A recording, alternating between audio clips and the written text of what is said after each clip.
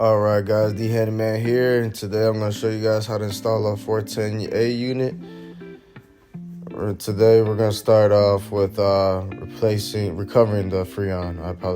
Recovering the Freon, and right now I'm already skipping that process, skipping that step, and taking out the straighter valve right now. And that's the straighter valve.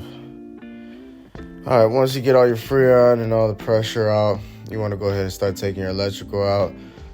This is my Make Ready Tech. I was showing him how to go ahead and take a picture of the wiring before you disconnect the wiring. Just helps out, especially when you're starting off and not knowing what wire goes to what. And these wires are touching right now. That's your heat, cool, reversing valve, compressor, power, etc. And on my side, the electrical side that I'm taking out and I'm touching is the 240 and the ground. So you take the 240, the 240 lines, 120 each line from the contactor, which is always hooked up to the bottom of the contactor, and then your ground that's hooked up to your common. Your common, which is connected to your ground, which is that green screw right there. Yanking that out.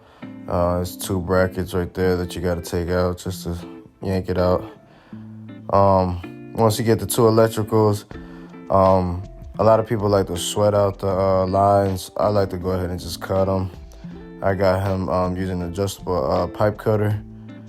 Cut the low side and the high side. And I always cut right there on the edge. This is a very terrible angle, so I'm sorry that you guys can't really see. But basically just use the pipe cutter, wrap it around your pipe right there at the edge where they placed in the new unit. And you want to make it as close as possible to the straighter valve.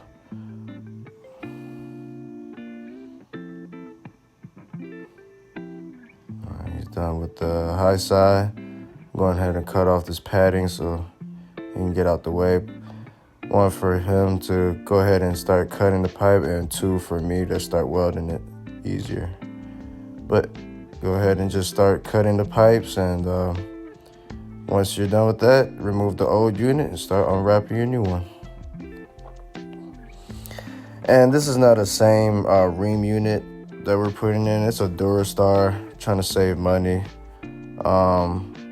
Went ahead and got a Durastar unit for $1,200, which was not bad at all, but not to trash the unit, but not my favorite unit at all. If I must say, it's my least favorite from Goodman, Carrier, and Ream, and Train. This is definitely the worst brand I've dealt with.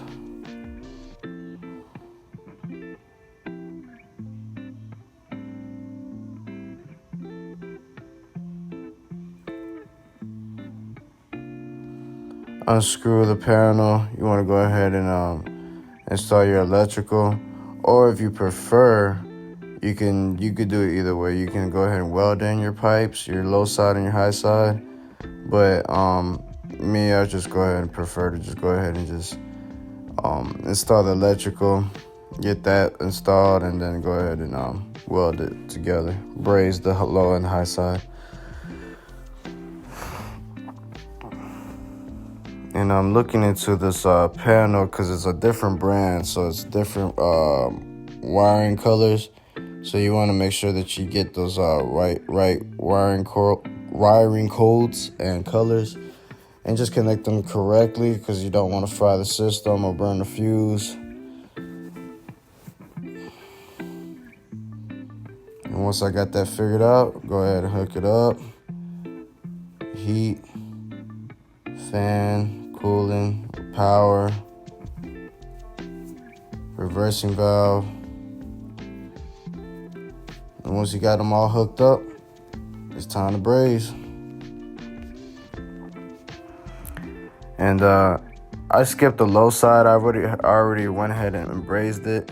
And I know I was teaching my Make Ready Tech how to do this, but I was running real low on the settling, so I had to use the real last to go ahead and just make magic work.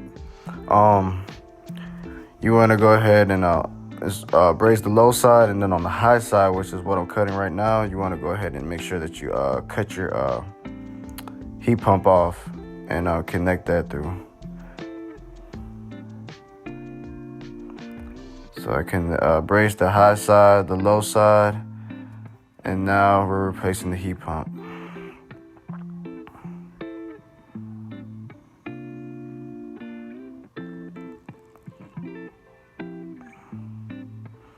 Had a little trouble connecting the heat pump together, but because the line was too short. But I just angle it, push it in, and I had my tech go ahead and just put help me hold that still together, because you'll see in a minute I try to weld right there and it pops right out. So I go ahead and just weld this part in. And I also recommend putting a wet rag right over the heat pump, but I've been doing this for a while, so brazing is just easy for me. I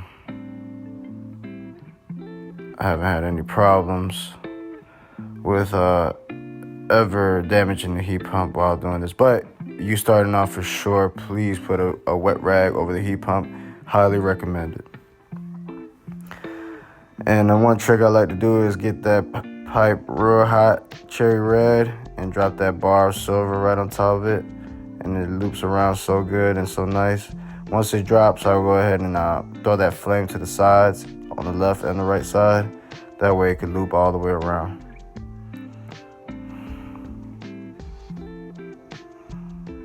Go ahead and wet up that area. Make sure it's solids up, hardens up. Plus, you don't want to go ahead and accidentally touch that area while you're brazing and it just burn you. So go ahead and get a wet rag and cool that area down. Once you're done with that, move on to the next. And see, this is how you're supposed to have the wet rag over the heat pump, which I didn't do at first, but highly recommend it. So I have my tech go ahead and hold this pipe for me while I go ahead and solder this guy in. Now that he's holding it in place, time to go ahead and braze that side.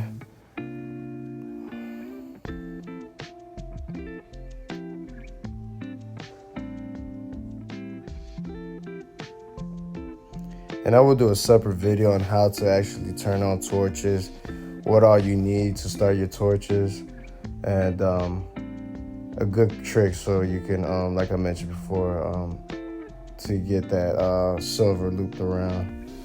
But right now, we're just gonna go ahead and brace this small little high side.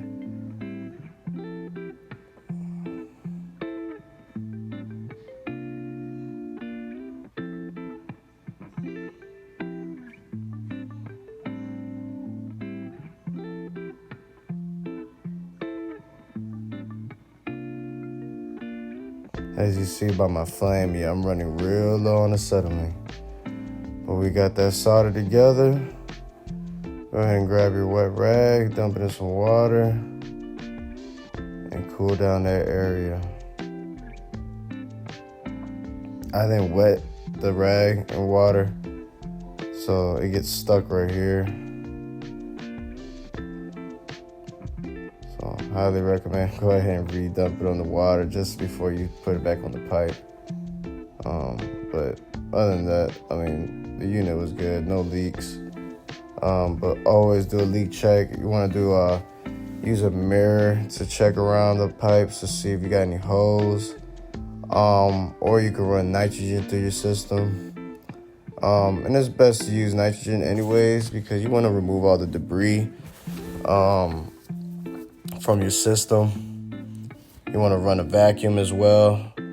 And again, that would be a separate video where I'll show you guys how to run a vacuum, how to do a leak check with nitrogen, or a leak check using the cool gel, specifically made for HVAC units. Or you can get your bottle of soap and water, simple soap and water, spray the unit, spray the areas, and see if there's any leaks involved.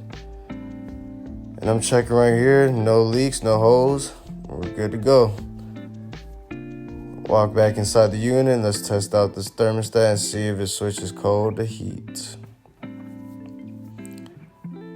You always want to make sure your system is on auto. I got it on heat. I'm going to crank it up to 80 just so I can see if I can really feel that heat coming out the vent. Which it is. Then we're going to switch it back to cold and see if it's cooling.